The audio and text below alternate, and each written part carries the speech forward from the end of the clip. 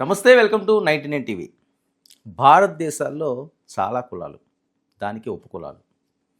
అందులో ప్రధానంగా ఎక్కువగా నానుల్లో ఉన్నది చాలా అంశాల మీద ఏదో ఒక అంశం తీసుకుని మాట్లాడే కులం, అది భట్టరాజులు.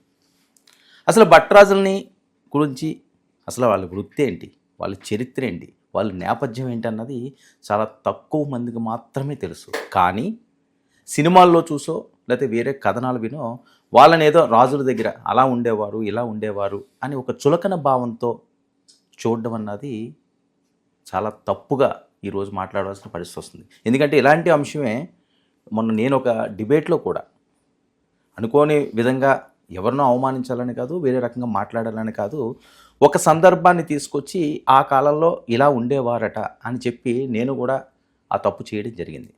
మనస్ఫూర్తిగా ఎటువంటి దురుద్దేశం నాకు లేదు, ఏదో అనాలని మాత్రం అనలేదు. వేరే సందర్భంలోనే ఆ టాపిక్ నేను తీసుకురావడం జరిగింది. వెంటనే నాకు చంద్రకళ గారు, ఆంధ్రప్రదేశ్ భట్టరాజుల మహిళా సంఘ అధ్యక్షురాలు, నాకు ఫోన్ చేసి, పరమ గారు ఏంటి ఈ రకంగా మాట్లాడారు, అసలు మీకు దీని గురించి చరిత్ర అంటే నేను షాక్ అయ్యాను. ఎందుకంటే నేను కొన్ని వందల డిబేట్లు చేస్తుంటాను, కొన్ని వందల ఇంటర్వ్యూలు చేస్తుంటాను, కానీ ఏ రోజు కూడా ఆ రకంగా నేను ఒకరితో వేలు పెట్టి మీరు తప్పు చేశారు అని అనిపించుకోవడం అన్నది నాకు తెలియదు ఇప్పటివరకు.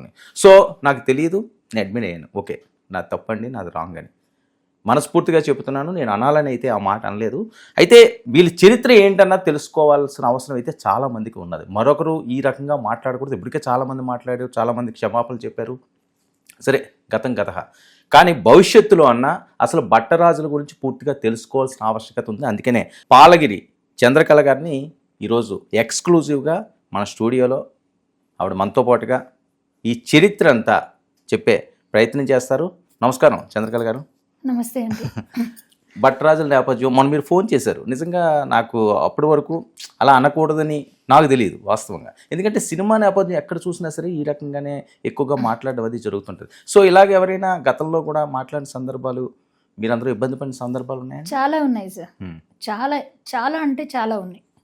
ఎందుకంటే అసలు భట్టరాజుల గురించి ఎవరికి అవగాహన లేకుండానే అసలు ప్రతి కులానికి కూడా, సమాజంలో ఉండేటటువంటి ప్రతి కులానికి కూడా ఒక విశిష్టత, ఒక చరిత్ర, ఒక ఔన్నత్యము, ఒక నాగరికత, ఒక సంస్కృతి, ఒక సాంప్రదాయము ఉంటాయి.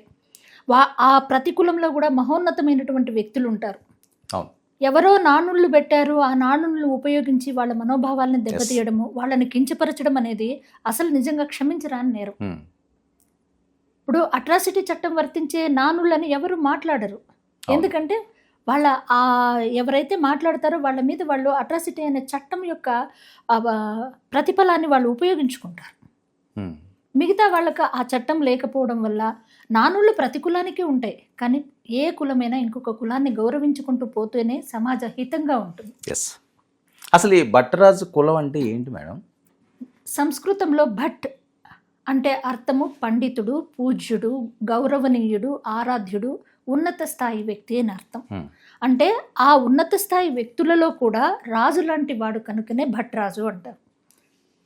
ఆ భట్టరాజులకు వాస్తవంగా అశువుగా పద్యం చెప్పగలిగేటటువంటి శక్తి, చిన్నప్పుడే వాళ్లకు సంస్కృతం నేర్పిస్తారు. సంస్కృతం ఎందుకు నేర్పిస్తారంటే, కఠినమైన పదాలు ఎప్పుడైతే మనం పలకగలుగుతామో మన వాక్కు పరిశుద్ధమవుతుంది. మన వాక్కు ఎప్పుడైతే పరిపుష్టమవుతుందో ఆ వాక్కు ఎదుటి వ్యక్తితో మనం మాట్లాడేటప్పుడు అది శాసనం అవుతుంది. అందుకనే భట్టరాజులకు చిన్నప్పటి నుంచి కూడా అక్షరాస్యత అనేది 100% అక్షరాస్యత కలిగిన కులం ఏదైనా ఉంది అంటే అది భట్టరాజు కులం. అంటే సరే, వీళ్ళేంటి కవుల? ఎందుకు రాజ ప్రస్థానంలో వీళ్ళేవో పద్యాలు చెప్పేవారు, ఈ రకంగానే కదా సినిమాల్లో ఎక్కువ చూసేది. చాలా మంది దీన్ని రాంగ్ ఇన్ఫర్మేషన్గా ఒక ప్రసార మాధ్యమాలు కానీ, సినిమా కానీ, మీడియా రంగం కానీ ఈ భట్టరాజులు అంటే పొగిడేవాళ్ళు అనేటటువంటి ఒక దౌర్భాగ్యమైనటువంటి పరిస్థితిని క్రియేట్ చేశారు. వాస్తవంగా భట్టరాజులు అంటే మంత్రాంగం నిర్వహించేవాళ్ళు రాజుల దగ్గర.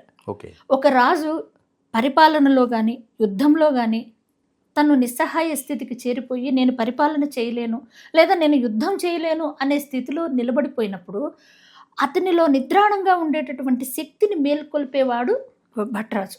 అంటే మంత్రాంగాన్ని నిర్వహించేవాడు. ఇప్పుడు అంతెందుకండి, హనుమంతుల వారు సీతమ్మ జాడ కనుక్కోవడానికి సముద్రపు ఒడ్డుకు చేరిన తర్వాత తను ఎగిరి దూకలేకపోయాడు. అంటే సముద్రాన్ని లంఘించలేక కూర్చుండిపోయాడు. అప్పుడు అంగదుడు, జాంబవంతుడు, నలుడు, నీలుడు, సుగ్రీవుడు ఇత్యాది మహానుభావులంతా కలిసి శ్రీ ఆంజనేయం ప్రసన్నాంజనేయం ప్రభాదివ్యకాయం ప్రకీర్తి ప్రదాయం భజే వాయుపుత్రం భజే వాలగాత్రం భజేహం పవిత్రం భజే రుద్రరూపం ఆయన పొగిడారు. దాంట్లో తన నిద్రాణంగా ఉన్న శక్తిని మేల్కొల్పి తన శక్తిని తనకి తెలియచేశారు. తన శక్తి ఎప్పుడైతే తను తెలుసుకున్నాడో ఒక్క అంగలో సముద్రం లంఘించి దూకాడు హనుమంతుడు. అంటే పొగిడే ప్రతివాడు భట్రాజు అయితే మాది విశ్వకులం. ఈ ప్రపంచంలో పొగడని వాడు పొగిడించుకోని వాడు ఎవరూ లేరు. అప్పుడు పొగిడే ప్రతివాడు భట్రాజు అయితే అప్పుడు మాది విశ్వకులమే కదా. ఇది జీవన విధానం ఏంటండి? మా అన్ని కులాలకు ఏదో ఒక వృత్తి ఉందండి, కానీ మా కులానికి ఏ వృత్తి లేదు. కేవలం విద్యను బోధించుట మాత్రమే కుల వృత్తిగా పెట్టుకుని విద్వత్ కులంగా వెలుగొందుతున్న కులం ఏదైనా ఉంది అంటే అది భట్రాజు కులం. పూర్వం కావచ్చు, ఇప్పుడు కావచ్చు, బ్రాహ్మణుల కన్నా ముందు భట్రాజుల చేత అక్షరాభ్యాసం చేయించుకుంటారు. ఓకే, ఎందుకో తెలుసా? భట్టు దీవెన బ్రహ్మ దీవెన అంటారు. అంటే ఒక భట్రాజు దీవించినాడంటే సాక్షాత్ ఆ బ్రహ్మ దీవించినట్టు లెక్క. ఇంకా వేరే ఏం లేదు. ఆ వాక్కుకు అంత శక్తి ఉంది. భట్రాజు యొక్క వాక్కుకు ఎంత శక్తి ఉందనే దానికి ఉదాహరణగా మీకు ఒక చిన్న ఇది చెప్తాను. నిండు గర్భంతో ఉన్న ఒక సింహము జింకలను వేటాడడానికి వెళ్ళింది. జింకలను వేటాడుతూ వేటాడుతూ జింకల మందల్లో కలిసిపోయి ఆ పరిగెత్తిన ఆయాసంతో ఒక చిన్న పిల్లను తను కని ప్రాణం వదిలింది. చుట్టూ ఉన్న జింకలన్నీ ఆ సింహ పిల్లను చేరదీసినాయి. అవే పాలిచ్చి పెంచి పెద్ద చేసినాయి. వీటి సమూహంతో జింక పిల్ల పెరగడం వల్ల తనలో జింక లక్షణాలే వచ్చినాయి. దేనికి? సింహానికి కూడా.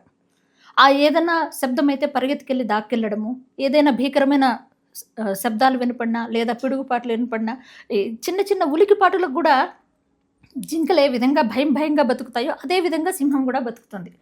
కొంతకాలానికి సింహాల గుంపు జింకలను వేటాడడానికి వచ్చిన తర్వాత ఈ జింకలన్నీ పరిగెత్తుతుంటే జింకలతో పాటు సింహం కూడా పరిగెడుతుంది. అరే మనం వేటాడాల్సింది జింకల్ని కాదు, ముందు ఈ సింహాన్ని పట్టుకోండి అని చెప్పి మిగిలిన గుంపు అంతా కలిసి ఆ సింహాన్ని పట్టుకున్నాయి. రే నువ్వు సింహమువి, నీలో అనంతమైన శక్తి ఉంది, అసలు నువ్వు ఎందుకు పరిగెడుతున్నావు, జింకలతో పాటు దాంకుంటున్నావేంది, అసలు నీ ఏంటి పరిస్థితి అంటే భయపడుతూ నన్ను చంపకండి అంటుంది. ఇలా కాదు, నీలో ఉన్న శక్తి మేల్కొల్పాలని చెప్పనేసి ఆ సింహాన్ని పట్టుకెళ్ళి నది ఒడ్డుకు తీసుకెళ్ళి నదిలో వాటి ప్రతిబింబాన్ని, ఈ సింహం పిల్ల యొక్క ప్రతిబింబాన్ని చూపించి నువ్వు జింకవు కాదు, నీలో అనంతమైన శక్తి ఉంది, అడవికి రాజయ్యే యోగ్యత ఉంది అని చెప్పినని దానికి తన కర్తవ్యాన్ని నూరిపోసిన వెంటనే ఆ సింహం పిల్ల సింహనాదం చేసి గర్జించింది.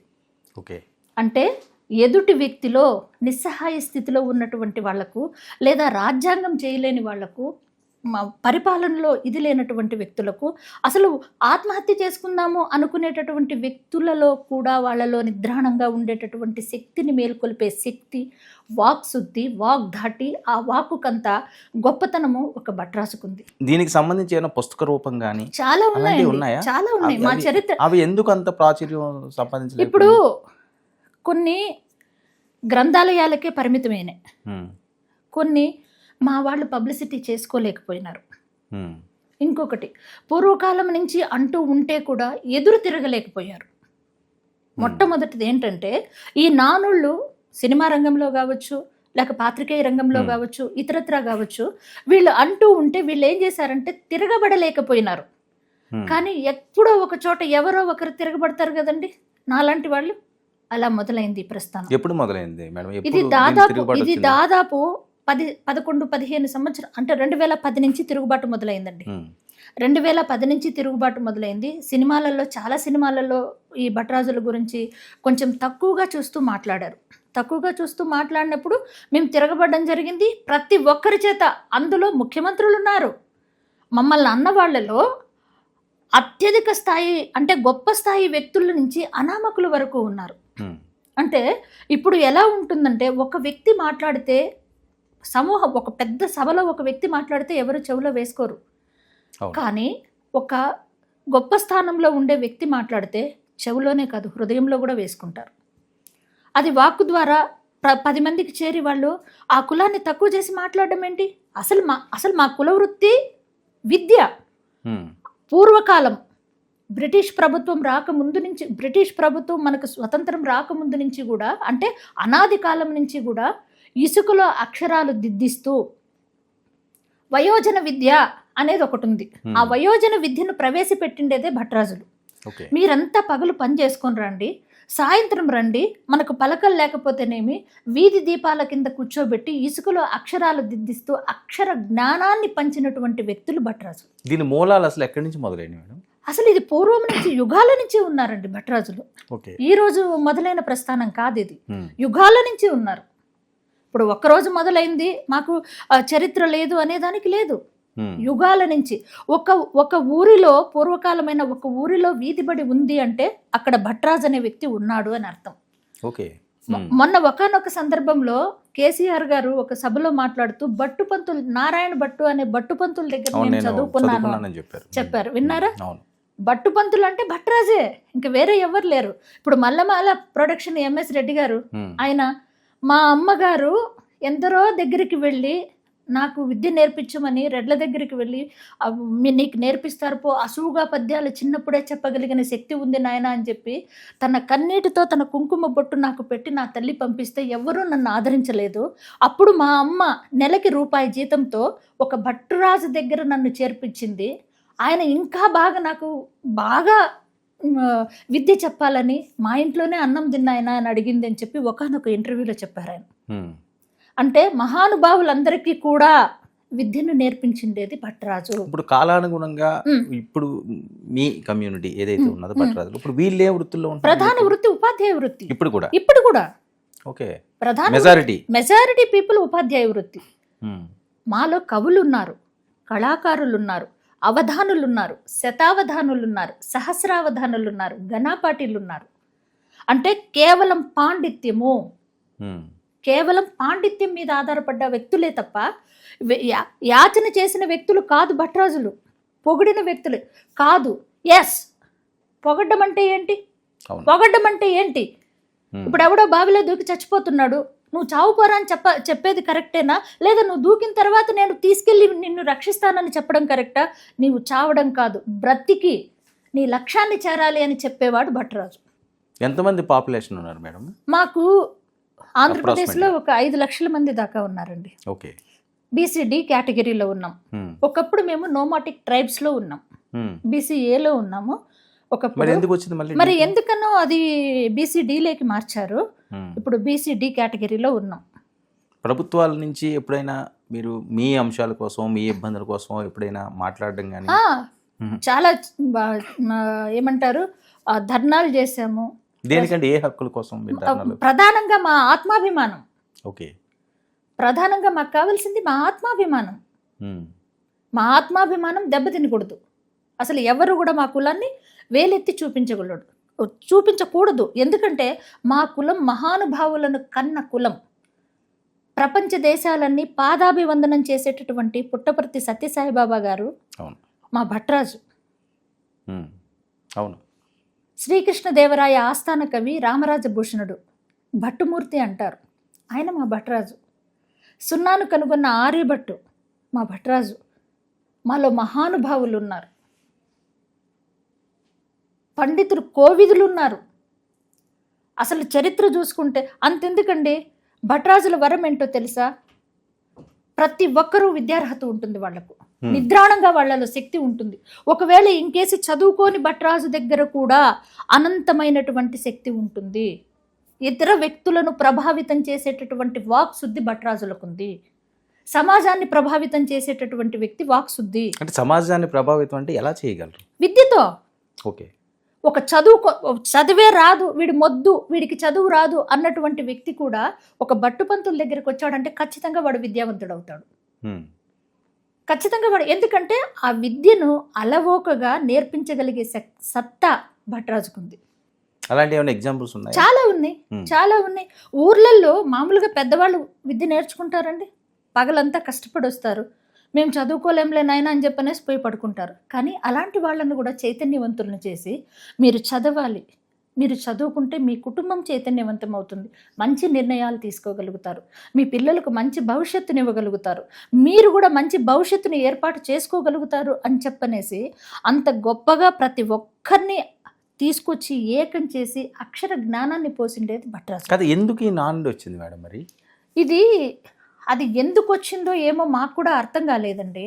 ఎందుకంటే ఇలానే ఒక బీసీ మీటింగ్లో ఒక సోదరుడు ఈ కుల వ్యవస్థ గురించి మాట్లాడుతూ తను ఒక కులం పేరు చెప్పి బోరుని ఏడ్చాడు. తను ఎల్ఐసి డెవలప్మెంట్ ఆఫీసర్ అట. అమ్మా, నువ్వు ధైర్యంగా పోరాడుతున్నావు నీ కులం గురించి, కానీ నా కులం పేరు చెప్పుకోవడానికి నేను భయపడుతున్నానమ్మా అన్నారు. అదేంటన్నా, మనం పుట్టుకకు కారణమైన కులం గురించి గౌరవంగా చెప్పుకోవాలి, కానీ మనం ఎందుకు భయపడుతున్నారంటే, అమ్మ మేము పింజారీలము. మీరు సినిమాలలో చూసారా? బాహుబలి అనుకుంటాను కదా. కాదు, మీరు ఆ అన్న అడగడం నాకు, మీరు సినిమాలలో చూసారా? జంజాల గారి సినిమాలు కానీ మిగతా వాటిల్లో ఒరే పింజార వెదవా, నీ పిండం పిల్లులు బెట్ట, పింజార వెదవ, ఇలాంటి మాటలు మాట్లాడుతున్నారు. మేము అతి తక్కువ జనాభా కలిగినటువంటి వ్యక్తులము. అసలు మేము గౌరవంగా మా కుటుంబ పోషణ కోసము గౌరవప్రదమైనటువంటి బాటలోనే నడుస్తున్నాం తప్ప మేము సమాజానికి హానికారకులం కాదు.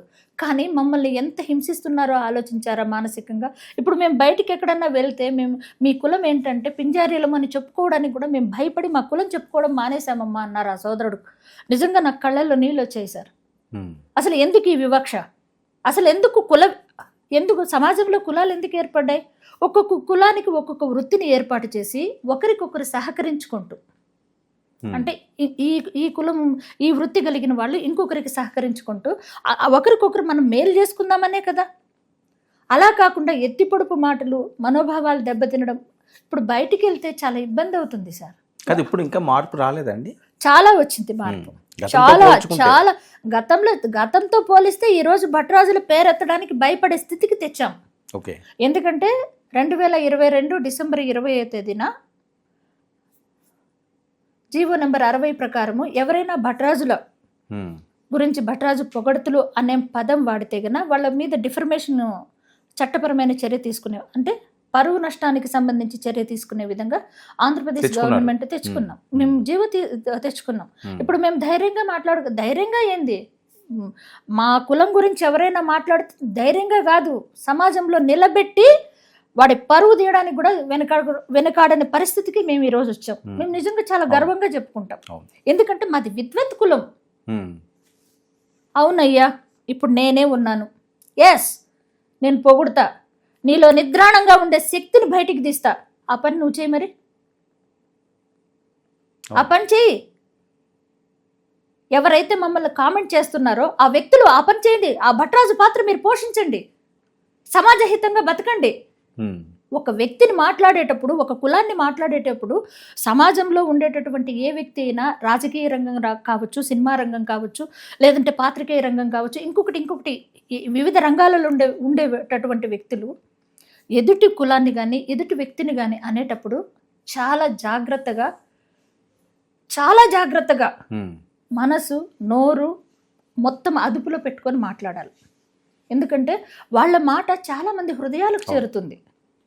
ఇంకా మీ హక్కులు ఏమైనా ఉన్నాయండి? ఇంకా ఏమున్నాయి మీకు? అసలు ఇబ్బందులు ఏంటి? మాకు ఇబ్బంది అంటూ ఏం లేదు.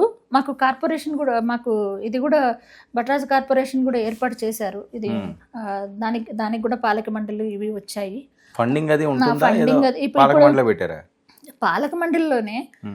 తర్వాత మేము ఇప్పుడు ఏమంటారు, చాలా మంది చైతన్యవంతులయ్యారు, వాళ్ళ హక్కుల కోసం వాళ్ళు పోరాడుతున్నారు. బీసీ కార్పొరేషన్ నుంచి తర్వాత చాలా మందికి లోన్స్ రావడము. ఇప్పుడు ఆర్థిక పరమైనటువంటి పరిపుష్టి ఒకనాడు భట్రాజులకు ఉండేది కాదు, కానీ ఈరోజు అనంతమైన పరిపుష్టిని సాధించగలిగారు. ఆర్థికపరమైన అనంతమైన పరిపుష్టిని సాధించగలిగారు.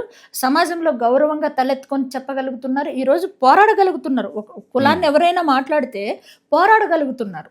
ఒకప్పుడు ఏదో అన్నారు కాబట్టి ఏదో మేము విన్నట్లు వెళ్ళిపోయే స్థితి ఈరోజు లేదు. 2 తెలుగు రాష్ట్రాల్లో కూడా భట్రాజులు. తెలంగాణలో ఎంతమంది ఉంటారండి? దాదాపు తెలంగాణలో 3 లక్షల మంది అన్నారు సార్. మరి అది పూర్తిగా నాకు కూడా అంత ఇన్ఫర్మేషన్ లేదు. ఇంకా ఏం డిమాండ్స్ ఉన్నాయి మీకు ప్రభుత్వం నుంచి రావాల్సినవి, మీరు ఏవైనా ఎక్స్పెక్ట్ చేసి? ఆర్థిక పరిపుష్టి కలగడానికి మంచి లోన్స్ ఇప్పించాలి. తర్వాత ఫైనాన్షియల్గా, అంటే వాళ్లకు ఉపాధి అవకాశాలని కల్పించాలి. వాళ్ళు ఆర్థికంగా బలోపేతం కావడానికి, భట్రాజులు బలోపేతం కావడానికి. ఉపాధి అవకాశాలు తక్కువగా ఉన్నాయా? లేదు, ఉపాధి అవకాశాలు అంటే అందరితో పాటు ఉన్న అవకాశాలే. బీసీడీ అంతే, బీసీడీలో ఉండేటటువంటిది ఏదైతే ఉందో దాని ప్రకారం వచ్చేటివే తప్ప ఇంకా మిగతా ఏం అడిషనల్ గా ఏమీ లేవు. బట్ కాకపోతే ఏంటంటే ఈ కార్పొరేషన్ల ద్వారా, తర్వాత బీసీ శాఖ ద్వారా ఎవరైతే నిరుపేద భట్రాజులు ఉన్నారో వాళ్ళందరికీ కూడా మెజారిటీ పీపుల్ ఉపాధ్యాయ వృత్తిలో ఉన్నారు సార్. భట్రాజులు అనిపించుకున్న వాళ్ళు మెజారిటీ పీపుల్ ఎవరైతే ఉన్నారో వాళ్ళు మొత్తం దీంట్లోనే ఉన్నారు, ఉపాధ్యాయ వృత్తిలో ఉన్నారు. సాఫ్ట్వేర్, డాక్టర్లు, ఐపీఎస్లు, ఐఏఎస్లు చాలా మంది ఉన్నారు. మా దాంట్లో మంచి హయ్యర్ ఎడ్యుకేషన్ వాళ్ళు ఉన్నారు, మంచి మంచి స్థాయిల్లో ఉండే వాళ్ళు ఉన్నారు, సినిమా రంగానికి సంబంధించిన వాళ్ళు ఉన్నారు, మిగతా చాలా ఉన్నారు. మీ ప్రధాన డిమాండ్లు ఏంటండి? మాకు ఇది నెరవేరలేదు, ఇది కావాలన్నది ప్రభుత్వానికి ఇప్పుడు ప్రభుత్వానికి మాకు ఇది నెరవేరలేదు అనేది నేను ఈ ఛానల్ ద్వారా ఒక్కటే నేను విన్నవించుకుంటున్నాను. మా ఆత్మాభిమానం కాపాడండి.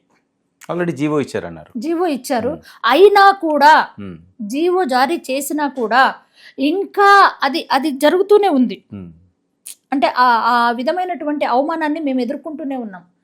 ఇప్పుడు ఈ 99 టీవీ ద్వారా కూడా నేను ముఖ్యమంత్రి గారికి, తర్వాత ఉప ముఖ్యమంత్రి గారికి, మన పవన్ కళ్యాణ్ గారు సినిమా రంగానికి సంబంధించిన వ్యక్తి కనుక నేను మనస్ఫూర్తిగా అతనికి అంటే అన్నకు ఒక విన్నపం చేసుకుంటున్నాను.